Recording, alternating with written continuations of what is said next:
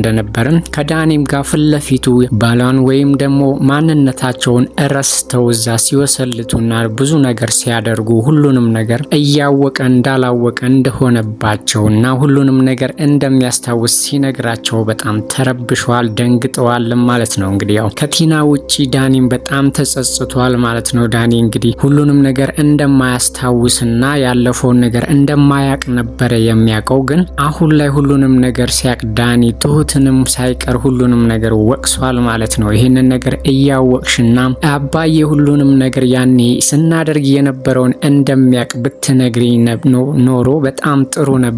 ምክንያቱም እንደዚህ በድፍረት ምናልባት ፍለፊቱ ላልቆም እችል ነበረ፣ የባሰ ስህተቶችንም አልሰራም ነበረ ብሎ ትሁትን በጣም ወቅሷታል። ትሁትም እኔ የማቀው ነገር የለም ስራህ እንጂ እኔ አደለውም ብላ ያው ተቆጥታዋለች ማለት ነው። እሱ ግን ትሁትን በጣም አስቀይሟት ነበረ። አባትየውም ሳያስበው ነው የተናገረው፣ ግን እሱም ተጸጽቷል። ሳላስበው መናገር አልነበረብኝም ብሏል። ምክንያቱም እዚህ ጋር ብዙ ነገር ነው ያበላሸው። በመከራና በስቃይ ይቅርታ ያደረገችለት ኤደንም ዳኒን ለአንዴና ለመጨረሻ ጊዜ ልትተወው ያሰበች ነው የሚመስለው። ደጋግሞም ይቅርታ ቢጠይቃትም አባትየውም ይሄ ጥሩ አይደለም፣ ይቅርታ ልታደርጊለት ይገባሻል፣ እሱ ሳይሆን እሷ ነች እንደዚህ ያደረገችው ቢላትም በፍጹም ልታምን አልቻለችም ኤደን ማለት ነው። ያው ከኋላ ከዳኒ ኋላ ብዙ ሌላ ችግሮችም ከዚህ የበለጠ ሊኖሩ ይችላሉ። በፍጹም ከሱ ጋር ከእንደዚህ አይነት ሰው ጋር ህይወቴን ማሳለፍ አልፈልግም ብላ እንግዲህ ድጋሚ የዳኒን ፍቅር ገደል ከተዋለች ማለት ነው። ዳኒም እንግዲህ ያው ለአንዴና ለመጨረሻ ጊዜ ብሎ ተጸጽቶና ለምኖ ይቅርታ አድርጋለት ነበረ። ሽማግሌው እንግዲህ ማለትም የካሌብ አባት ሳያውቅ በተናገረው ነገር ይሄንን ሚስጥር ማወቅ ነበረብኝ ብላ እንግዲህ ዳኒንም የካሌብ አባትንም ያው ትንሽ ተቀይማለች ማለት ነው። እሷ ይሄንን ነገር ስትሰማ በጣም አስከፍቷታል። ከባለፈው ይልቅ እንደውም ይሄንኛው ያስቀየማትና ያስከፋት ነው የሚመስለው።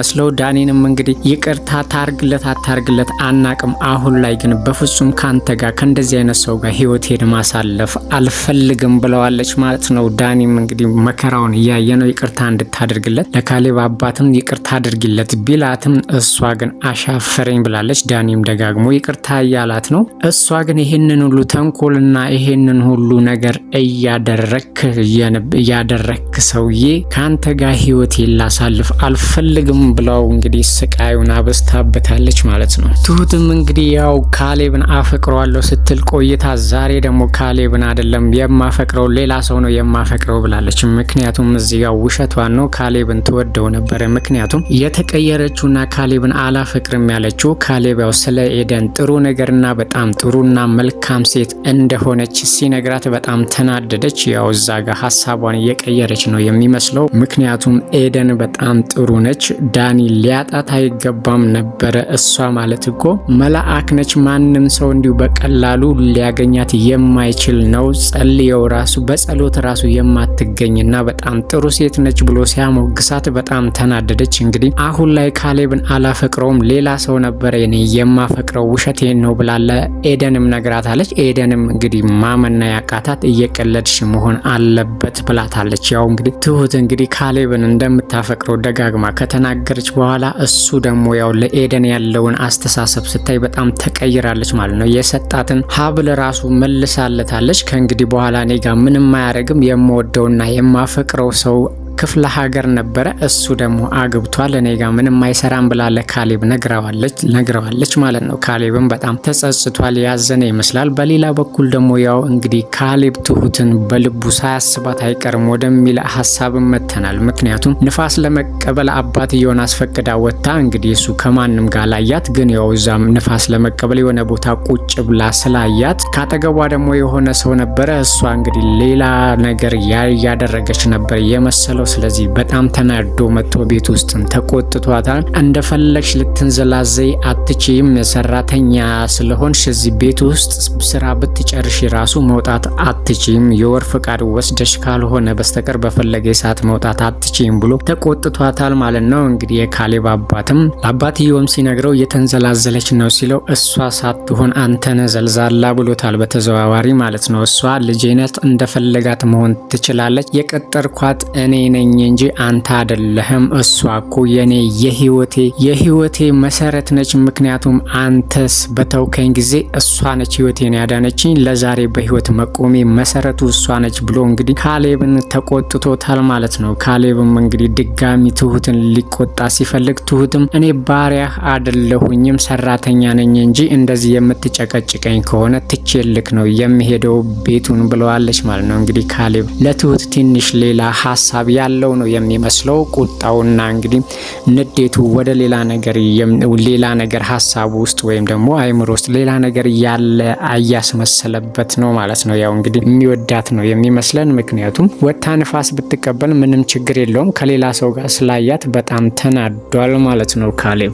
ሌላው ቲና ነች። እንግዲህ ቲና አሁን ላይ ያው ተስፋ ቆርጣለች። ሁሉም ሰው ገሸሽ አድርጓታል። ማለትም ሁሉም ሰው ጠልቷታል። ዳኒም ለአንዴና ለመጨረሻ ከሷ ጋር በፍጹም ምንም ነገር እንደማይሰራ ደጋግሞ እየነገራት ነው። አንቺ ባሰመርሽልኝ የሴጣን መስመር ላይ ተራምጄ ሁሉንም ነገሬን፣ ማንነቴን፣ ህሊናዬንና ፍቅሬን አጥቻለሁ። ፍቅሬንም ያጣሁትኝ ባንቺ ምክንያት ነው። ስለዚህ ካንቺ ጋር ምንም ነገር አልሰራም ብሏታል። እሷ ግን እጅ ለእጅ ተያይዘን ይሄንን ቤት ማፈራረስ አለብን ብትለውም ዳኒ እንግዲህ ለአንዴና ለመጨረሻ ጊዜ የተጸጸተ ነው የሚመስለው። ሰው ደግሞ ከምሩ ከተጸጸተ ወደ ኋላ መመለስ የለበትም። አሁን ላይ እያደረገ ያለው ዳኒ ጥሩ ነገር ነው ማለት ነው። ያው እንግዲህ ከቲና ጋር በፍጹም አልተባበርም ብሎ ለራሱም ለትሁትም ለቤተሰቡ በጠቅላላ ቃል ገብቷል። ምክንያቱም እሷ ባደረገችው ነገር ነው ሁሉንም ነገር እያጣ ያለው ማለት ነው። እሷ ግን አብራ እንዲሰራ ብትፈልግም እሱ በፍጹም ከአንቺ ጋር አልሰራም ብሎ ደምድሞ ነግሯታል ማለት ነው።